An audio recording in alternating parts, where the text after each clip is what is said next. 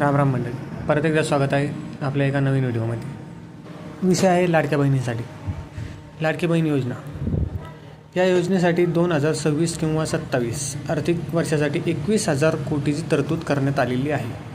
तरतूद म्हणजे नेमकं काय? या अधिवेशनात त्यांनी 21,000 कोटीची तरतूद केलेली आहे. मागच्या वेळेस 32,000 कोटींची तरतूद होती. आता 21,000 कोटींची तरतूद म्हणजे नेमकं काय? तर हे 21,000 कोटी पूर्ण 12 महिन्यांसाठी, म्हणजे या फेब्रुवारीपासून पुढच्या फेब्रुवारी महिन्यापर्यंत तरतूद करण्यात आलेली आहे. तर लाडक्या बहिणींना काही वाढ 2100 रुपये काही वाढून देणार होते, अशी पूर्णपणे अफवा आहे. लाडक्या बहिणींना पूर्ण फक्त 1,500 रुपयेच हप्ता मिळणार आहे.